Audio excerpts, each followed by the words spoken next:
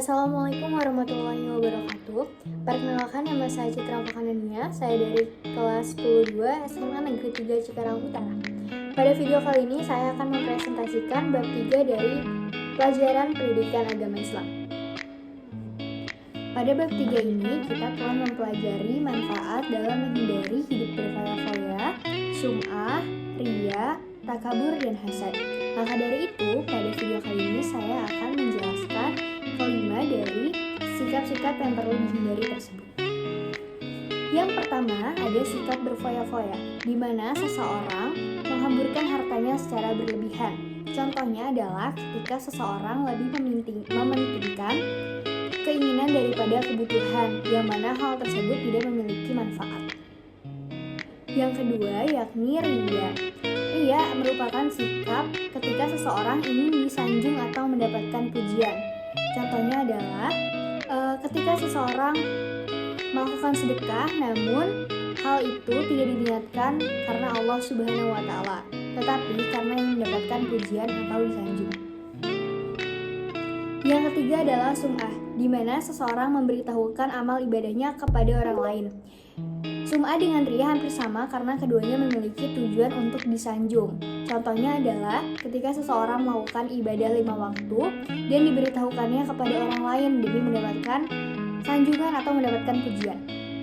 Lalu selanjutnya yang keempat ada takabur. Takabur merupakan sikap ketika seseorang menunjukkan pencapaiannya untuk disombongkan kepada orang lain. Lalu, yang terakhir adalah hasad. Hasad merupakan sikap ketika seseorang tidak senang dengan kesenangan orang lain. Merupakan sikap iri terhadap orang lain. Setelah mempelajari bab 3, telah kita ketahui bahwa 5 sikap tersebut merupakan sikap-sikap yang perlu dihindari. Karena mengapa? Segala hal jika diniatkan bukan karena Allah Subhanahu wa Ta'ala akan menyebabkan hal-hal yang negatif. Lalu selanjutnya saya akan membacakan dalil dari 5 sikap tersebut. Yang pertama yakni sikap berfoya-foya. Dalilnya terdapat pada surat Al-Furqan juz 25 ayat 67. A'udzubillahi minasyaitonirrajim. Bismillahirrahmanirrahim. Wallazina iza anfaqu lam yusrifu wa lam yaqtur wa kana baina zalika qawama. Yang artinya, dan termasuk hamba-hamba Tuhan yang Maha Pengasih, orang-orang yang apabila menginfakkan harta mereka tidak berlebihan dan tidak pula kikir di antara keduanya secara wajar. Selanjutnya terdapat dalil dari sikap riya dan sum'ah. Terdapat pada surat Al-Baqarah juz 2 ayat 264. A'udzubillahi minasyaitonirrajim.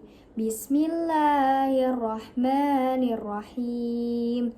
Ya ayyuhallazina amanu la tubtilu shadaqatikum bil mani wal ada kallazi yunfiqu malahu ria'an nasi wa la yu'minu billahi wal yawmil akhir. Fama saluhu kama sali sofwanin alaihi turabun fa'asobahu wabilun fatarakahu solada la yaqdiruna ala syai'in mimma kasabu wallahu la yahdil qaumal kafirin. Artinya, wahai orang-orang yang beriman, janganlah kamu merusak sedekahmu dengan menyebut-nyebutnya dan menyakiti perasaan penerima seperti orang yang menginfakkan hartanya karena riya atau pamer kepada manusia, dan dia tidak beriman kepada Allah dan hari akhir. Perumpamanya, orang itu seperti batu yang licin yang di atasnya ada debu, kemudian batu itu ditimpa apapun dari apa yang mereka kerjakan, dan Allah tidak memberi petunjuk kepada orang-orang kafir. Lalu selanjutnya ada dalil dari sifat takabur. Allah berfirman dalam Quran surat Al-A'raf juz 7 ayat 40. A'udzu billahi minasyaitonir rajim. Bismillahirrahmanirrahim. Wallazina kazabu biayatina wastakbaru anha ulaika ashabun nar hum fiha khalidun. Artinya, tetapi orang yang mendustakan ayat-ayat kami dan menyombongkan diri terhadapnya, mereka itulah penghuni neraka. Mereka kekal di dalamnya. Yang terakhir yakni dalil dari sifat hasad. Nabi Shallallahu Alaihi Wasallam bersabda, An Abdillahi bin Mas'udi radhiyallahu anhu qala Nabiyu la hasada illa fis nataini rajulun atahullahu malan fasallatahu ala halakatihi fil haqqi wa rajulun atahullahu hikmata fahu yaqdi biha wa yu'alamiha. Artinya, dari Abdullah bin Mas'ud radhiyallahu anhu berkata, Nabi Shallallahu Alaihi Wasallam bersabda, tidak boleh hasad kecuali pada dua orang, orang yang diberi harta kekayaan oleh Allah, lalu digunakan untuk menegakkan hak dan kebaikan, lalu yang kedua orang yang diberi oleh Allah hikmah atau ilmu, lalu diamalkan dan diajarkan kepada orang lain. Hadis riwayat Ahmad. Shadaqallahul azim.